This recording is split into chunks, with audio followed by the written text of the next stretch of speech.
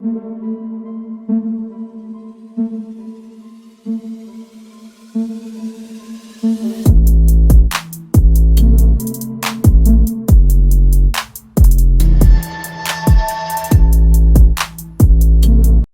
what's up? I'll show you a supernatural horror film, The Maid. Spoiler ahead. Watch out and take care. The movie begins with male and female narrators explaining the seventh-month festivities of the Chinese. This ancient tradition includes offering food and burning money to give honor to their ancestors. Children are not allowed to out after dark because they believe that the gates of hell are open during the seventh month in the city of Singapore. An unseen Chinese woman flips through an album filled with black and white pictures of young girls of different Asian ethnicities. After a few pages, she points at a picture of a doe-eyed Filipina named Rosa and asks what year she was born. Rosa came from a small village in the Philippines, but her mother told her that when she grew up she would see the world. That dream seemed impossible to Rosa, but through a stroke of luck, she finds herself in Singapore. She was recently hired as a maid for a wealthy family. She finally arrives at the home of her new employers, a middle-aged couple, and she introduces herself. The first thing she sees in their old house is several of their friends laughing while playing mahjong. Rosa stands there with a smile on her face, not understanding that some of the friends are joking about how pretty she is and that the wife should be worried since she can seduce her husband. In broken English, the husband, Mr. Teo, tells Rosa not to be scared of their friends, pointing at a series of framed photographs on the wall. He explained that they are all part of the Chinese opera. Later that night, Mr. Teo and his wife Mrs. Teo lead Rosato to the front of their house. Mrs. Teo is holding a box filled with various things. She explains to Rosa that today is the beginning of the seventh month. Or they call it the month of the hungry ghosts because the portal of hell is descent open during this time according to the legend. Rosa notices that the neighbors along the street are all also burning things in front of their houses. Mrs. Teo continues her story and says that during this month they all have to be home before dark. She also warns Rosa that if she hears someone calling her name, she should never turn to look. Afterward, they sit down at the dinner table. Mrs. Teo hands Rosa a boiled egg to eat and asks her about herself. She tells them that she's 18 years old and her parents passed away a long time ago. It's now just her and her sick little brother. Mrs. Teo also shows Rosa her bedroom. A while later she goes downstairs to get a glass of water. She sees the husband and wife out front burning paper money while chanting in Mandarin for the spirits to leave them alone. The next morning, Rosa wakes up in an empty house.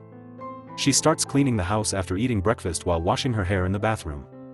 The door suddenly flies open. Russell walks down the hallway and gets scared by the sight of a figure draped in red clothing. She discovers that it's just a mannequin. She continues to explore the house and stumbles upon a small room with an oil drum. She goes downstairs and the door mysteriously flies open too. Rosa walks outside and accidentally steps on the charred remains of the paper money the Teo family was burning last night. As the ashes float around her, a young Chinese man appears and coldly grins at her with a toothless smile. He reaches out to her with a closed fist. Rosa is terrified by the stranger, but fortunately, the couple arrived and explains that this is their mentally disabled son. That night, Mrs. Teo tells Rosa that she had gotten pregnant with her son late in life and her age was one of the factors why he was born with a neurological condition. The son may grow old physically, but his brain will always remain like a child's for the most part. The son and Rosa get along well. They play together and the son calls her beautiful. However, Mrs. Teo comes in and orders the son to go to bed. The son throws a tantrum and refuses to go to sleep with a stern voice. His father tells him not to cause any trouble. The son silently walks away. The next morning Rosa sees a neighbor's maid looking at her strangely. When Rosa looks at her, the maid furtively looks away. Rosa goes down to the front of the house to sweep the ashes of the burned money. However, Mrs. Teo frantically tells her that she shouldn't do that because sweeping or stepping on the ashes can cause bad luck for her. Rosa apologizes profusely, and Mrs. Teo kneels and prays to the ancestors. While Rosa goes back to the house, cold and pale hands grab her ankles. She lands on the ground and when she looks up, she's still in the front of the house but everything is dark and ominous. Right then an unknown ghost of a girl with long dark hair creeps toward her. Rosa screams, and suddenly she is back in daylight again and Mrs. Teo is asking her if she is okay. That night Rosa continues to get the eerie feeling that someone is watching her. Under the bed, she finds a set of clothes inside a plastic bag. She wears the clothes and then goes downstairs with a letter from her brother. Mr. Teo is there smoking a cigarette and she greets him good morning. Outside she asked a bike messenger for directions to the nearest mailbox. He also gives her a sheet of stamps used for free. When Rosa turns around, she sees the same ghost of the girl coming toward her. She wakes up in her bed at night time, realizing that what happened was a dream. Rosa then prays a Catholic prayer. While intently speaking, she gets vivid flashes of a vision. The next day Rosa wears the same clothing and goes downstairs and greets Mr. Teal good morning. However, this time he tells her to use the stamps he has inside his drawer. Rosa walks around the neighborhood and finds the mailbox.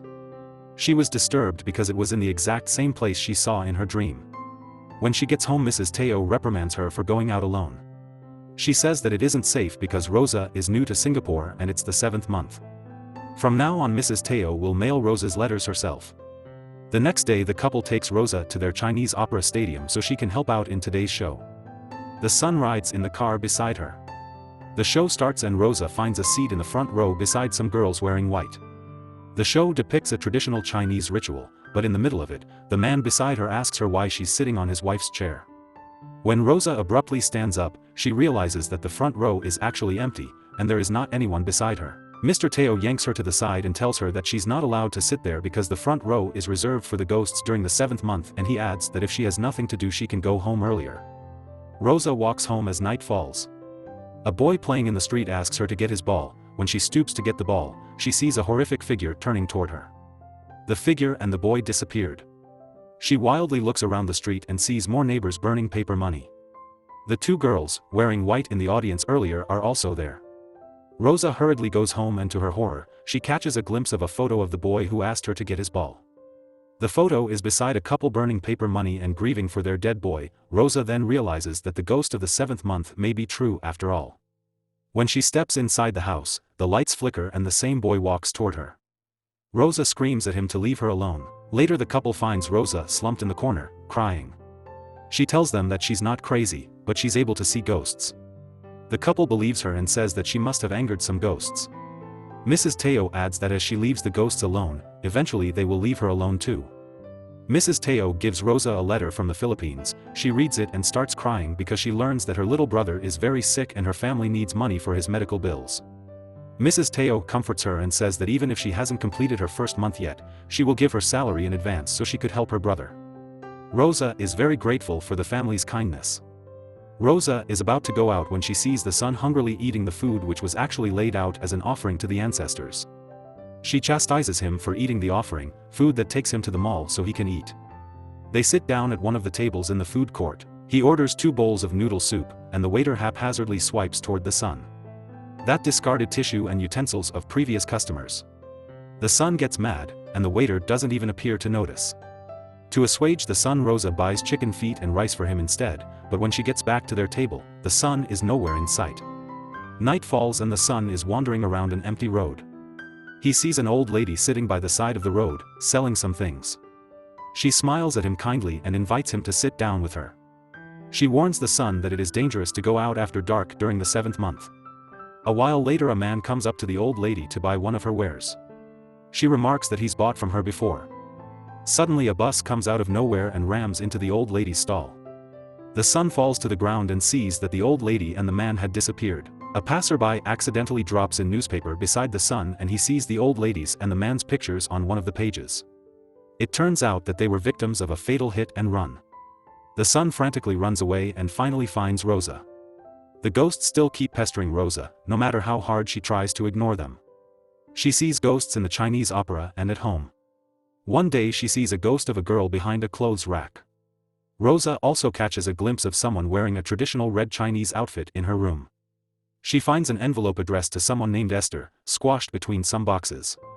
Then she sees a ghost of a young woman wearing pigtails. Rosa screams out loud and flees the house, fed up of the terror she has been experiencing.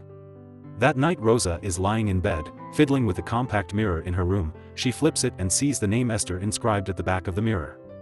She gets a vision of a corpse hanging from the ceiling. The paranormal occurrences affect Rosa's mental health. She's having trouble sleeping and lies awake at night thinking of her family. Rosa has a dream of her brother staring at her with blood all over his body. The next day, Rosa is cleaning up in the room where Mr. Teo usually paints. A dark stain is underneath the newspaper he laid down to cover the paint splashes. The son appears. He dipped his finger in an open can of red paint and touches Rosa's nose, calling her Esther. Rosa notices the same maid strangely looking at her. She chases her and demands that she tells her why she keeps looking and then runs away. The maid confesses that she knew Esther, the family's previous maid, and in a chilling voice. She asked Rosa why she was wearing Esther's old clothes. She even comments that Rosa looks like Esther from afar. Later that night Rosa decides to confront Mrs. Teo about what she learned. Mrs. Teo hesitates at first but eventually reveals a photo album containing photos of Esther. The woman in the photos looks like the ghost that Rosa keeps seeing. She was a young Filipino like Rosa, and the Teo family liked her very much, especially the son. However, one day she mysteriously disappeared and was never seen again. Mrs. Teo theorizes that she must have gotten herself a boyfriend in Singapore and just ran away. Rosa talks to the maid the next day and shares what Mrs. Teo said, and the maid disagrees with the woman's theory and says that Esther was a hard-working girl who is providing for her family. She did not have a boyfriend as far as the maid knows. The two don't notice that the son is watching them from the upstairs window. When Rosa comes back to the family house, she finds Mrs. Teo comforting the crying son, and Esther's mirror is broken beside him. Mrs. Teo gets angry at Rosa and threatens to send her back home to her own country. Meanwhile, a van carrying a coffin is idling near a traffic light.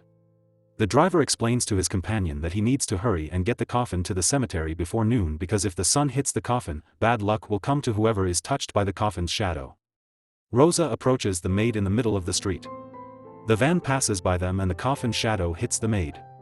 Something possesses her and she starts running away. Rosa chases after her friend and finds her sitting on the balcony of the nearby mall. The maid looks at her one last time before jumping to her death. The next day, a strange force leads Rosa to discover their burnt body of Esther inside an oil drum. Esther shows her a vision of Mr. Teo holding her down and killing her while Mrs. Teo watches. She was hanged from the ceiling and then her dead body was burned in the corner of the room.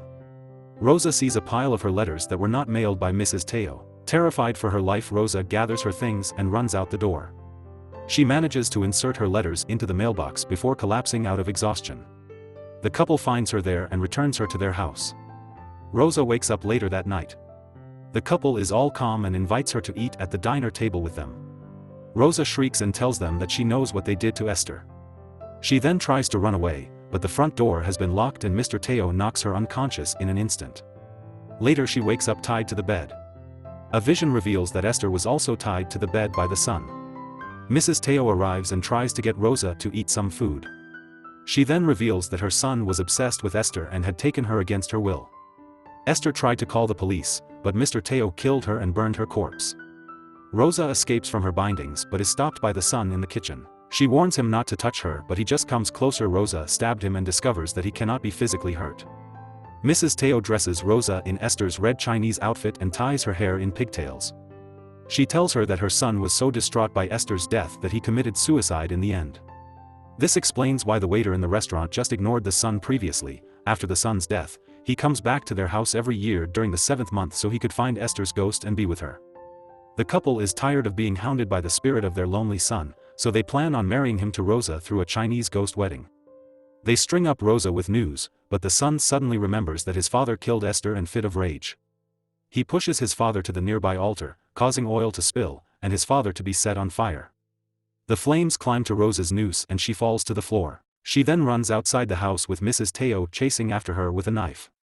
Suddenly a bus comes out of nowhere and hits Mrs. Teo, killing her. The movie ends with Rosa leaving Singapore and coming back to the Philippines. She steps inside the airport and the glass doors closed behind her, reflecting the 3 angry ghosts of the Teo family.